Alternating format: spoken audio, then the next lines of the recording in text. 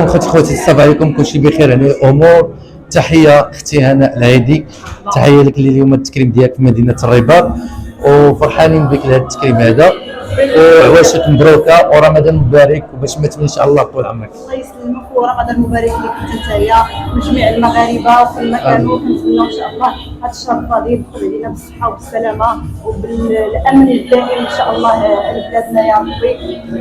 وانت تبارك الله عليك، الله يعاونك ويوفقك ان شاء الله. امين، الله يوفق الجميع ان شاء الله. شكرا لك، تحيه. امين.